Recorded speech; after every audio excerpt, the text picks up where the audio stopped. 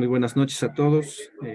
Aquí a este conversatorio del Frente Amplio de Mexicanos en el Exterior. El día de hoy llevaremos una plática aquí con el compañero Rafael Narváez y los que se vayan integrando sobre el plan B de la reforma electoral y lo concerniente con el voto migrante. Los artículos que vienen incluido algo de esta reforma que se modifica, que tiene que ver con mexicanos en el exterior, es el artículo 11, el 44, el 135, el 136, 143 y después todo el capítulo sexto, que es del artículo 329 al 355. Y vamos a platicar en qué es lo que consiste este plan, qué tanto se sabe, la experiencia que se ha pasado en tiempos pasados para que el mexicano que radica en el exterior tenga la posibilidad de votar. Lo complicado que es, ya se habló hace algún tiempo, lo problemático que es el tramitar la credencial del lector, el validarla, el seguir todo ese proceso y facilitar el voto de los mexicanos en el exterior. Pero si voy a hacer acentuar en base a la experiencia que tenemos de lo que ha sido el voto en el exterior, el trabajo que tiene que hacer toda aquella persona que quiera realmente apoyar el cambio en México, fortalecerlo, porque hay cosas que si no se trabaja pueden salir perjudiciales hacia lo que es estos cambios que se hicieron. Para hacer un poquito de contexto, de 2005-2006 ya se empezaba a impulsar lo que era el voto en el exterior. En el 2016 ya empieza lo que es la credencialización de todas aquellas personas que quieran, y ha sido bastante complejo. Al día de hoy sigue siendo bastante complejo. Si no me equivoco, en estos días es el límite para que los mexicanos que radican en el exterior puedan tramitar su credencial para poder participar en las elecciones que va a haber tanto en Coahuila como en el Estado de México. Y aún así es un proceso que, aunque sacaran su credencial, podría haber problemas a la hora de ser ingresados a la lista nominal, que hay aproximadamente 1 millón de credenciales de elector expedidas en el exterior, de los cuales nada más en el proceso del 2018 fueron arriba de 90,000 personas las que ejercieron su derecho al voto. De esas 63,000 votaron por Andrés Manuel López Obrador, nuestro actual presidente, y que nos pone en un contexto de qué es lo que se espera hacia el futuro. No a criticar de una manera negativa esta reforma que el día de hoy tenemos, sino más bien el ver cuál es el trabajo que tenemos que hacer para poder capitalizar estos cambios que se están llevando a cabo el día de hoy. De las cosas más trascendentales que trae esta nueva reforma, que se cambia, es un capítulo especial para lo que es mexicanos en el exterior, del artículo 329 al 355. Hablan todos esos artículos, nos dicen cómo van a ser esas elecciones, qué es lo que se está planeando, donde ya se está hablando de una participación de acudir a los consulados, a las embajadas, a poder emitir el voto por vía correo postal, que es el que ha funcionado, el voto electrónico. Y aquí vienen varias preguntas. Si nos beneficia o no nos beneficia a la mayoría de los mexicanos que están en el exterior, tomando en cuenta de que son arriba de 11 millones de presuntos indocumentados que están allá y que el día de hoy pues no han tramitado su credencial.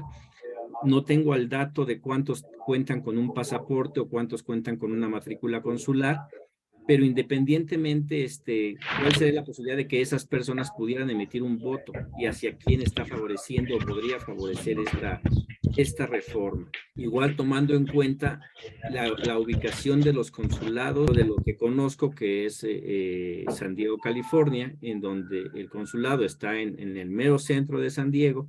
Más sin embargo, el flujo migratorio ha empujado a muchos de los migrantes a irse a la parte norte, ya a las afueras de San Diego, San Marcos, Oceanside, que es donde más hay. ¿Y cuál sería el problema para que ellos se pudieran trasladar al centro? Es un lugar que muy pocos quieren entrar. Es un lugar muy pequeño donde hay bastante policía, donde está, aunque no están haciendo rondines el personal de migración o de Homeland Security, el simple hecho de ver a las patrullas ahí hace que los mexicanos y sobre todo los indocumentados pues tengan problemas o temor de poder ingresar. Gonzalo, Sí, buenas noches, Diego, buenas noches, compañeros, compañeras.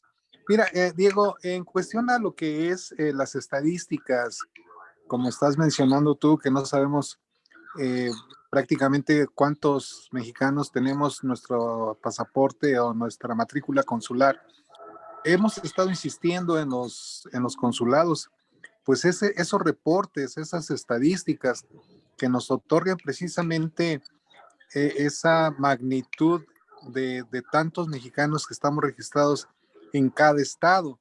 En lo que corresponde a Arizona, en esta cuestión a lo que es Phoenix, pues están 4 consulados, ¿verdad? Pero no hay una estadística certera de cuántos mexicanos tenemos ese pasaporte, invariablemente de los que no tienen su credencial de lector. Pero lo que nosotros estábamos insistiendo es que nos dieran el reporte por estado.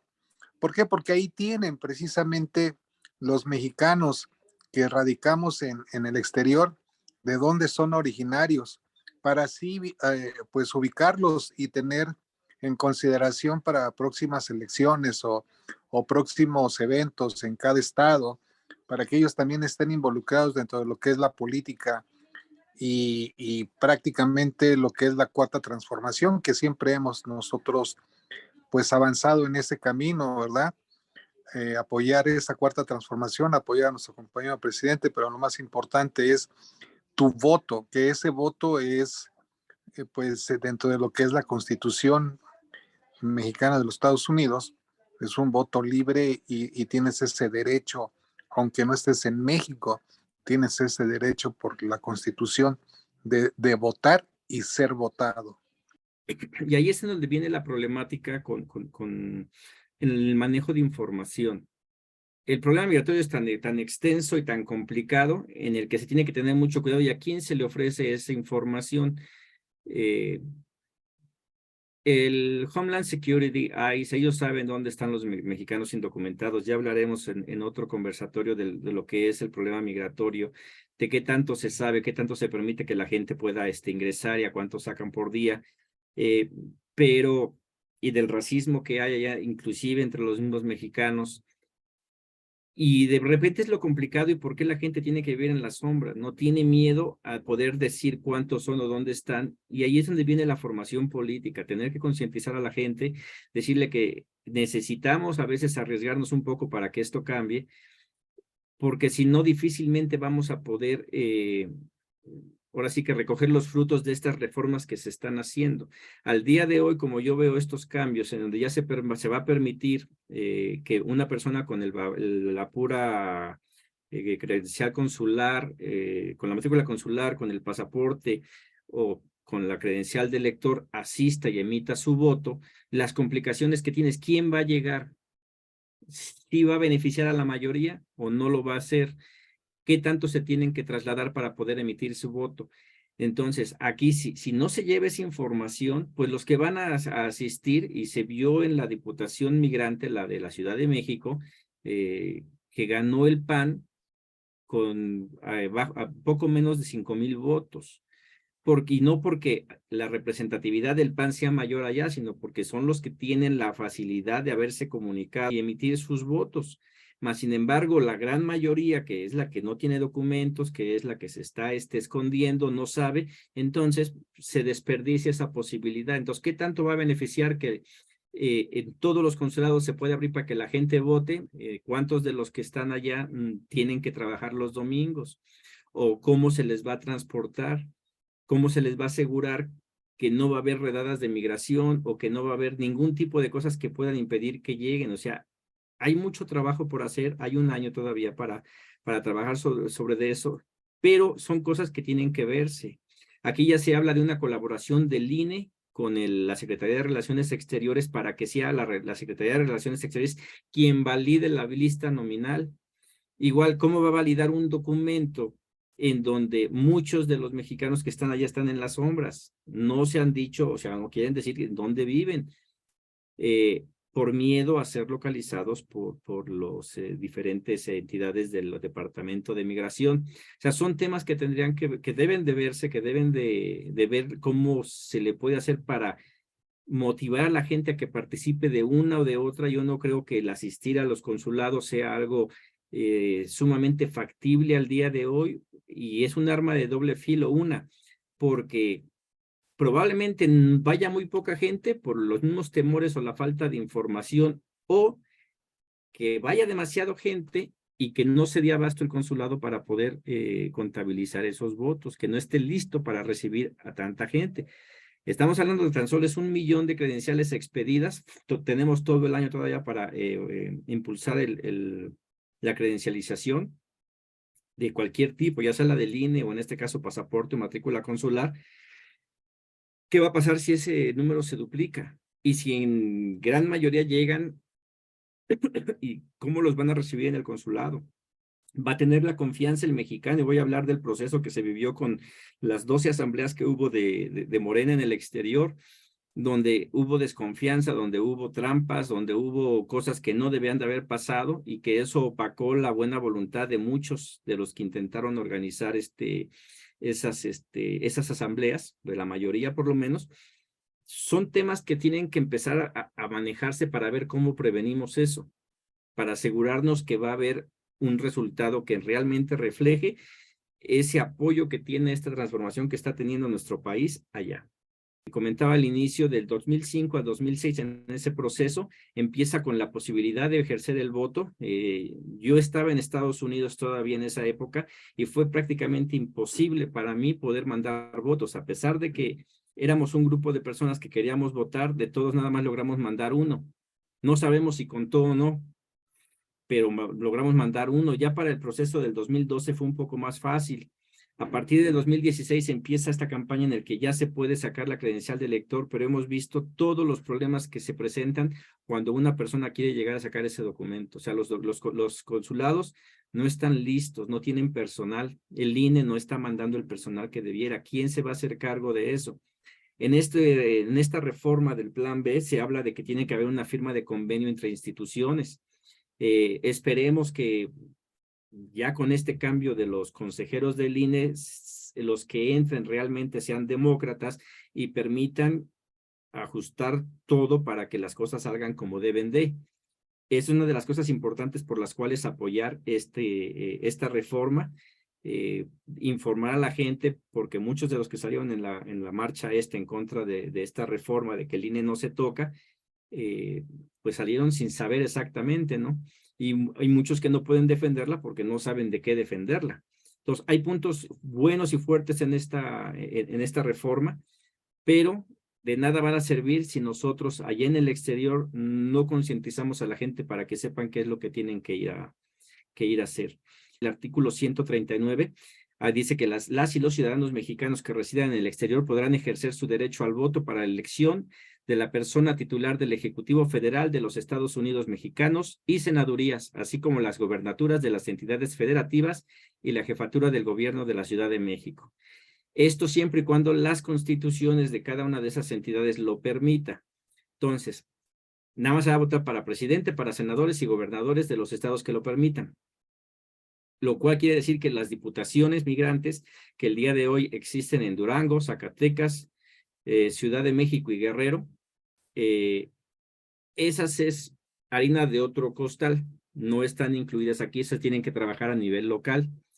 Yo investigué, porque no tenía esa información, cómo es que se eligen. La única que más o menos se da de la diputación migrante es la de Ciudad de México, pero es el mismo INE el que establece el mecanismo para elegir a quién va a ser o quién puede ser ese diputado. En el caso de la Ciudad de México se decidió que fuera por votación, y por eso es que el PAN ganó. ¿Por qué se eligió que fuera por votación? Porque sabían que la falta de mexicanos que asistieran a votar iba a impedir que Morena ganara.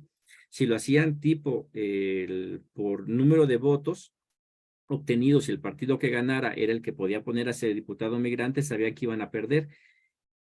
En el estado de Durango, en Zacatecas, en Guerrero, es de esa manera. Los partidos proponen a su fórmula y el partido que gana es el que pone a esos diputados. O sea, no es la población que vota por ellos. Y esto lo digo para informarles, porque mucha de la comunidad que está en el exterior quiere votar. Ahorita se oye que yo quiero participar en la encuesta. para ver quién va a ser el candidato presidencial, y yo quiero esto, yo quiero lo otro, pero los que toman las decisiones en cuestión de lo que es la Diputación Migrante, aquí es a nivel local. Y siempre depende quién sea el que esté en el gobierno, o en este caso en el INE, que ahorita tenemos todavía un INE que está cargado a la derecha, pues siempre va a haber la manera de beneficiar a los partidos de derecha.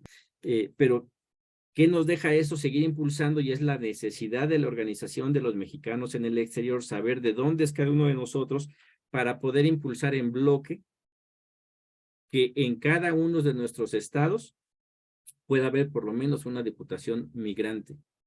¿Y cuáles van a ser los requisitos para que se haga? Teníamos una persona ahí en Morena que decía, no, yo soy diputada migrante de Zacatecas, sí, pero nadie votó por ella, no representaba lo que era la comunidad allá. Entonces el 329, el artículo 329, habla de cuáles son los cargos por los que se va a poder votar y la manera, que es correo, que ya se hace actualmente, vía electrónica, en la cual esperemos tiene que haber un cambio por completo, porque no es lo mismo la vía electrónica cuando no era tan promocionado, y todo este debate que ha habido de la reforma electoral del INE y todo eso va a hacer que, si no muchos, pero sí bastantes más salgan y utilicen a lo mejor este método que ha sido bastante cuestionado por quiénes son los que están manejando el INE. Entonces, habría que ver. Y la otra es la presencial, que ya hablé, el riesgo es de que lleguen muchos y sobrepase. No se especifica quién es el que va a contar los votos, quién es el que va a intentar, o sea, que va a formar la mesa, quiénes de los partidos, quiénes van a ir a ser los representantes de casillas. Y ahí sí es un llamado para todos nosotros para organizarnos, porque participamos nosotros en las asambleas en el exterior de Morena y vimos cómo hubo conductas que no tenían, que no representan la mayoría de los que estamos en este movimiento, lo que se hizo, las trampas que se intentaron hacer. Y tenemos que tener cuidado, ¿no? Para ver quiénes son los que llegan ahí en esas mesas, quiénes son los que los van a poner y qué peligros podrían representar, para ver cómo nos cubrimos en ese frente. El artículo 330 habla de los requisitos para la inscripción, para que uno se inscriba en el padrón electoral, y es el que uno diga y presente sus identificaciones, cualquier identificación con fotografía, que sería credencial de lector, pasaporte, matrícula consular, son las únicas que especifica. No habla de cartilla militar, podría también, es una identificación oficial, pero no la contempla. Y ahí viene otro problema, comprobante de domicilio. Esto abre el problema a cuál. El comprobante de domicilio de la mayoría de las personas que viven en el exterior no está a nombre de esa persona, y sobre todo de los indocumentados, sino de alguien más. Por lo tanto, se abre la posibilidad que con cualquier comprobante de domicilio, aunque no esté a nombre de esa persona, permita el que ellos puedan ser registrados. Que eso es algo bueno para la comunidad indocumentada. Mas, sin embargo, si ellos no participan, si ellos no van a ejercer su voto, deja abierta la posibilidad para que pueda entrar la trampa, que gente desde aquí de México pueda solicitar allá información, o sea, su inscripción al padrón, que tenga ya quien reciba esas boletas o la información para poder emitir su voto, y eso le daría ventaja a la derecha. ¿Cómo se hace para contrarrestar este problema que hay?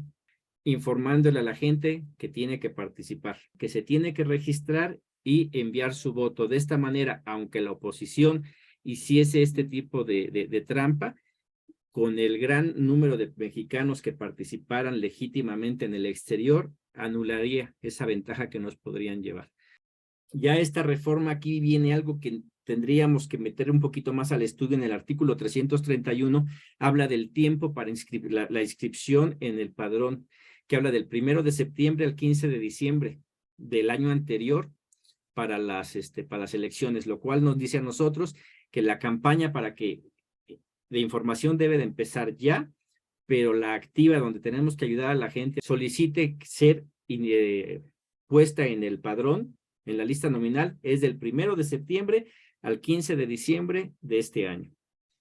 Entonces, tenemos tiempo para empezar a prepararnos para que el mayor número de personas puedan emitir su voto. En los primeros conversatorios que tuvimos, yo les comentaba que si llegamos a 1 millón de votos sería un triunfo, porque ese millón representa muchos millones más aquí en México. Por cada migrante que hay allá en Estados Unidos, ha de haber de 5 a 8 personas más aquí que replicarían ese voto. Y entonces la labor es informarles cuáles son los peligros que representa una reforma como esta que se ha dado, que sí beneficia, pero beneficia siempre y cuando la utilicemos. La otra es empezar a organizarnos para estar listos para el mismo 1 de septiembre de este año, asegurarnos que todos y cada uno de los que quieran emitir su voto puedan ser ingresados en esta lista nominal de mexicanos en el exterior. Tenemos tiempo para preguntar cómo va a ser ese proceso de que la Secretaría de Relaciones Exteriores pueda validar esa lista, en base a qué elementos, tomando en cuenta que muchos de los mexicanos que viven en el exterior al día de hoy no se han reportado con la Secretaría de Relaciones Exteriores, que nadie sabe que están allá, viven en las sombras, y hay que impedir que esto sea una traba para que ellos no puedan registrarse. Ahí hay que pedir información. ¿Cómo va a ser ese método para asegurarnos que no dejan a estas personas fuera? Las modalidades, igual para información, para que vean lo complicado que es en el exterior. Las credenciales de lector hay 2 tipos, por quién voy a poder votar. La credencial de lector que es emitida allá en Estados Unidos, la persona va a poder votar por el lugar donde nació. En mi caso, yo cuando saco mi credencial de allá, a pesar de que yo había estado radicando en Acapulco, Guerrero, como la tramito allá, mi voto tiene que ser por presidente y por la jefatura de gobierno de la Ciudad de México, porque la tramité allá. Si hubiera llevado mi credencial de Guerrero, mi voto hubiera sido por presidente y por la gobernatura de Guerrero, del estado de Guerrero. Entonces, todas las credenciales que son emitidas en México se va a votar por la sección electoral que viene en esa credencial, y las que han sido emitidas en el exterior se va a votar por el lugar de nacimiento de la persona. Lo mismo ocurre por aquellos que se presenten a votar con el pasaporte o con la matrícula consular.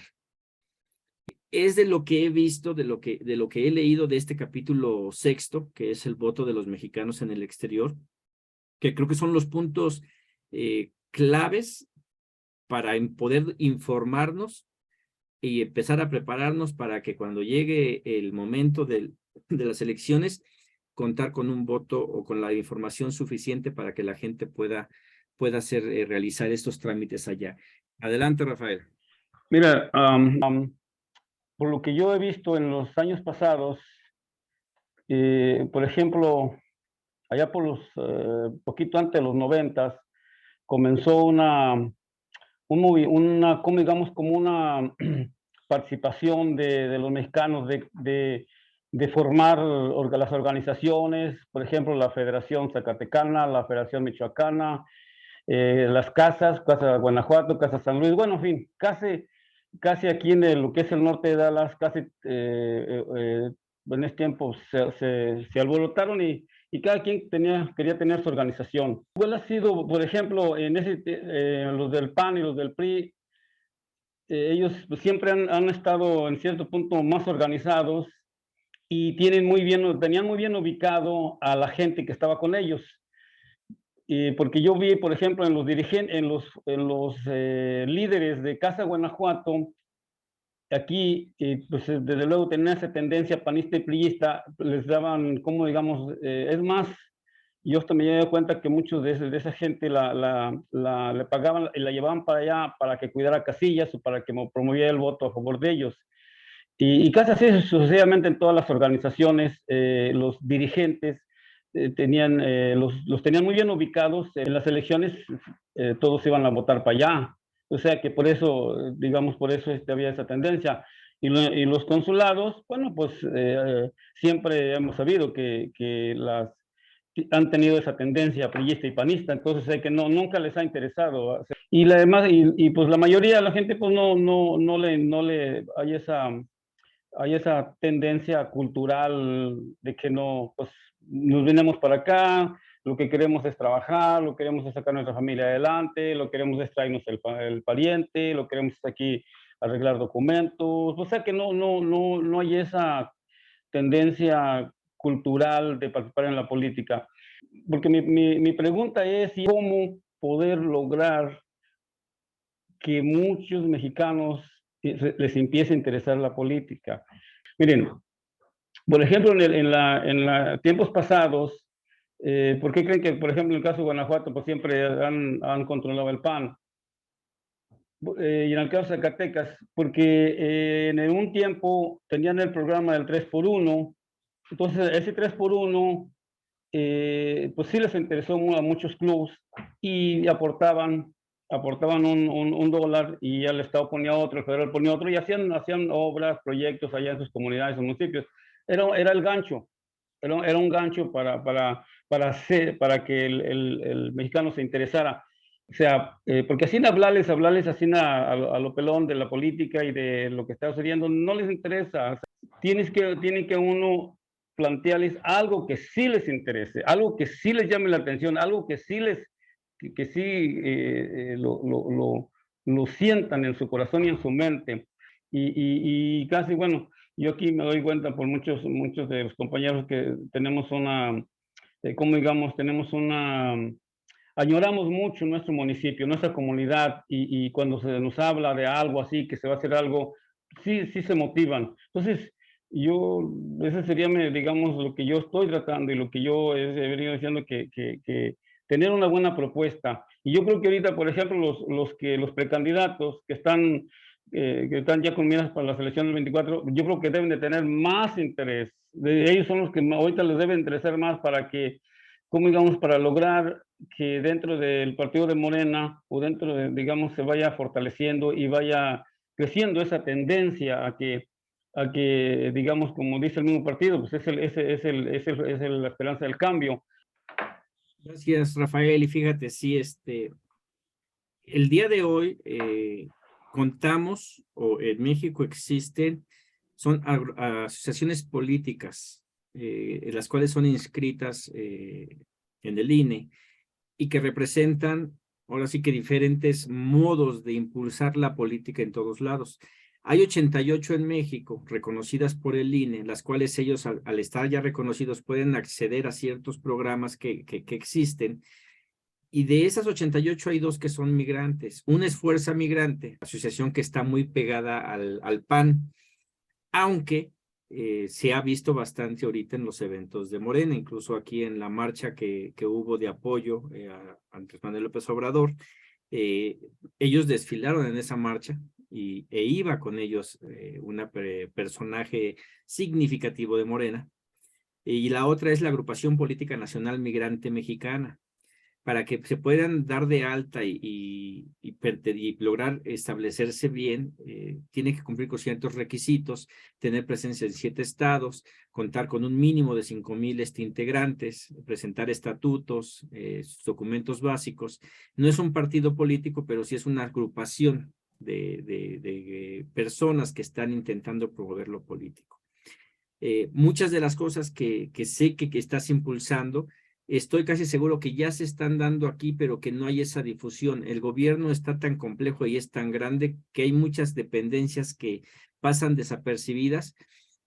Todavía no logramos deshacernos de ese viejo régimen. Hay que seguir investigando, seguir impulsando. Esta creación del Frente Amplio es un intento por conglomerar diferentes tanto personas, pero también organizaciones en el exterior para que nos digan qué están haciendo. En el caso, yo lo comenté hace algún tiempo, yo aquí pertenezco a una organización que se llama Unidad Patriótica, tenemos presencia en 22 estados de la República. El impulsar, hablabas del 3x1. El 3x1 hay mucha gente que estaba muy molesta porque lo quitaron. Yo soy de los que está a favor de que lo hayan quitado. ¿Por qué? Porque todas las obras que se hicieron con el 3x1 básicamente la pagaron los migrantes. Y en México el día de hoy, con el gobierno que tenemos, se está demostrando que hay dinero para hacer obra. Pero obviamente inflaban los precios tantos que el que terminaba pagando todas las obras era el migrante y los otros 3 pesos que ponía el gobierno se los robaban ellos con esos contratos tan a modo que se hacían. Ahora, para poder traer a alguien a la política, pues hay que platicar con ellos para ver por qué se fueron a Estados Unidos o por qué salieron de sus comunidades. En base a por qué hayan ido y si quieren regresar o si no quieren regresar. ¿A qué van a regresar? ¿Por qué la importancia de organizar? El día de hoy contamos con acciones afirmativas que en este plan B se refuerzan las acciones afirmativas, que es para darle voz a esas minorías. Algo de lo que tenemos que explotar, y hablo de Guerrero, de Oaxaca, donde hay mucha gente que son afromexicanas, un término que no se conocía y que el día de hoy necesitamos platicar con ellos para ver cuáles son sus necesidades, pero también decirles que el día de hoy se abre una posibilidad para que exista una diputación en acción afirmativa de los mexicoafricanos. Entonces, ¿por qué la necesidad de hablar? Porque si no sabemos cuáles son sus necesidades, no podemos ofrecerle ningún tipo de posibilidad para que se regrese. Para eso se necesitan ahí sí los partidos políticos, acercarnos a los diputados, que el día de hoy están separados. Ahorita decías, a los candidatos les interesa. La realidad es que no les interesa el mexicano en el exterior. ¿Por qué? Porque son 63,000 votos. Pon tus 100,000 los que van a votar. Ellos acá los compran. Les va a interesar cuando vean una comunidad migrante realmente organizada. Mientras, nomás no. O sea, se está hablando de 100,000 votos que fue lo que se emitieron en el 2018, pues ellos ven aquí y pues no les representa gran cosa.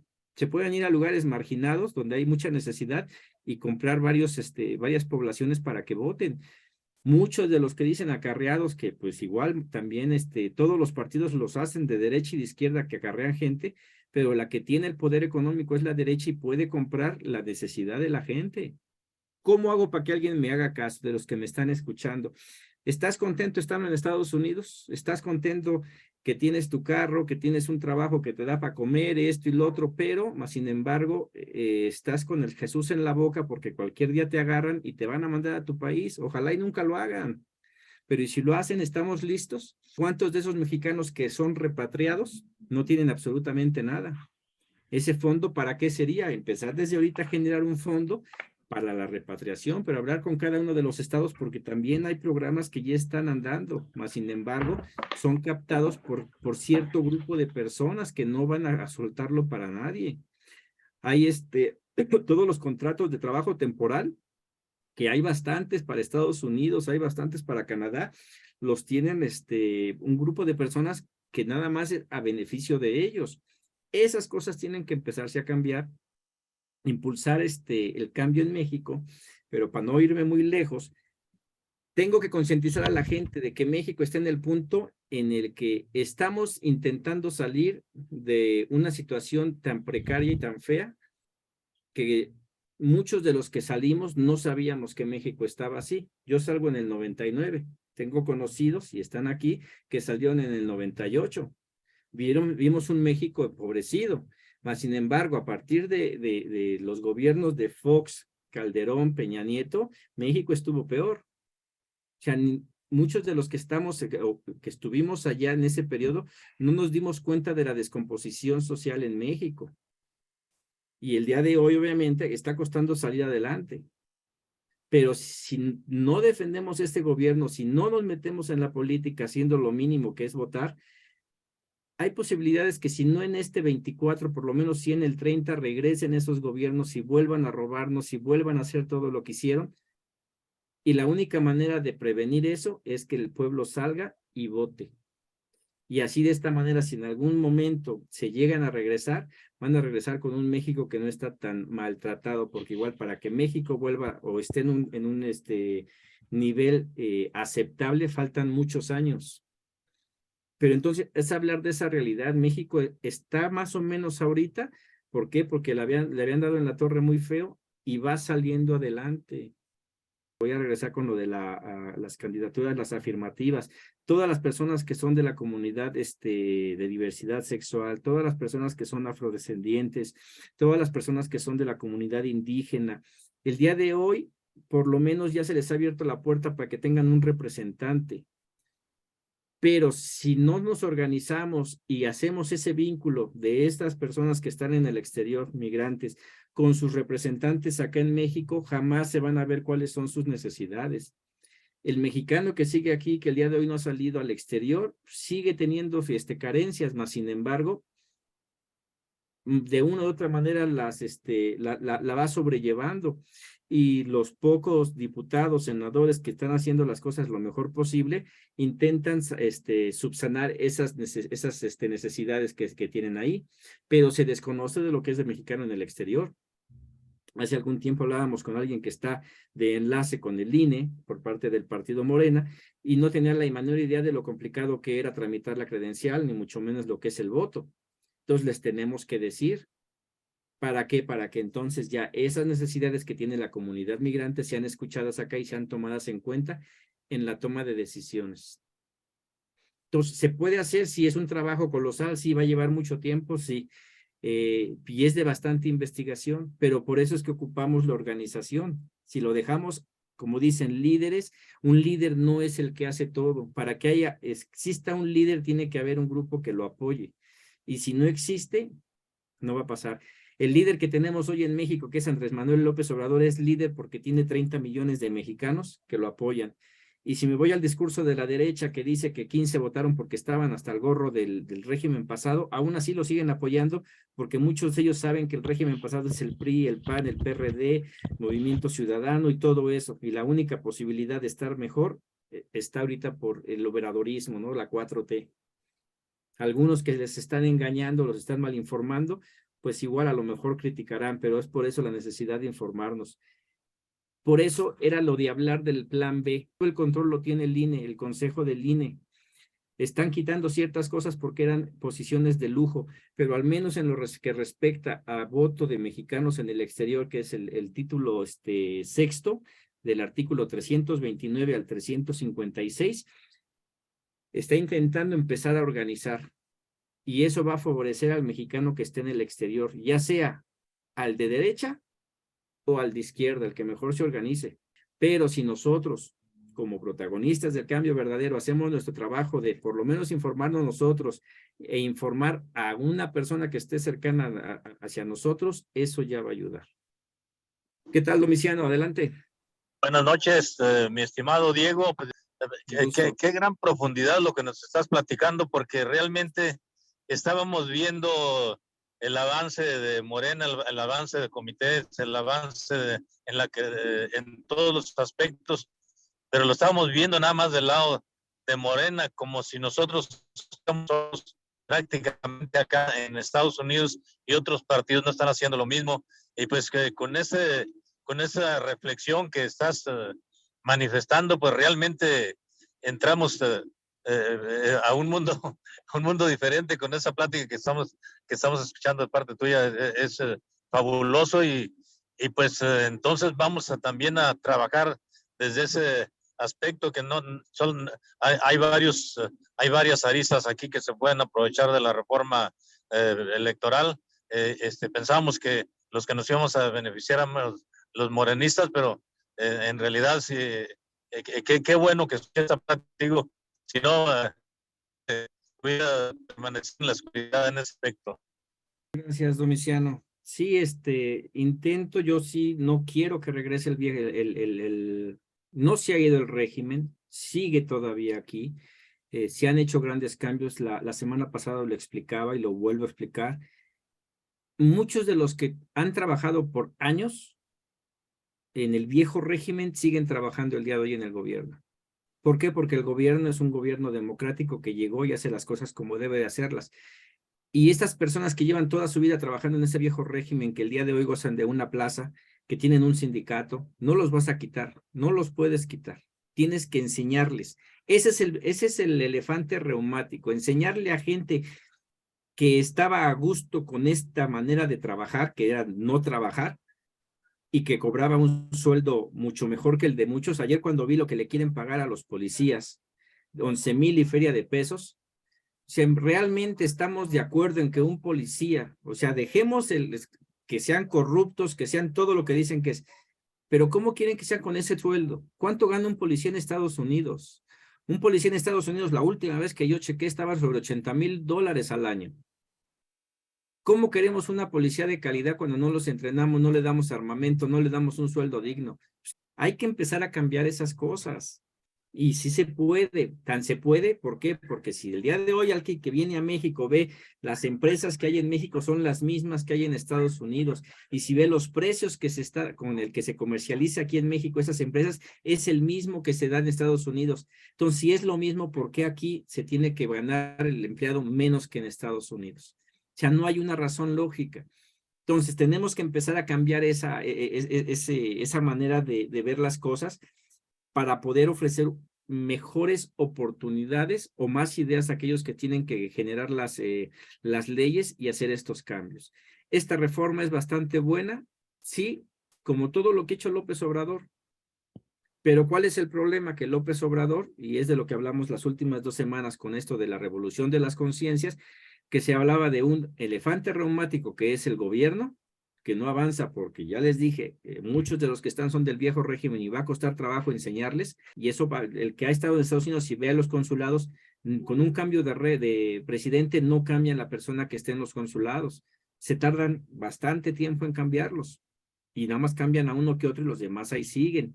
Pero, y del otro tema que sí hables del elefante reumático de la población mexicana que se está queje y queje, pero que no hace nada, y que yo sé que es después de todo lo que ha sufrido el migrante y en sí el mexicano, la mayoría del mexicano, el pedirles que hagan un extra parecería que es pedirles mucho, pero es que este extra no es nada más por mí, es por ellos mismos.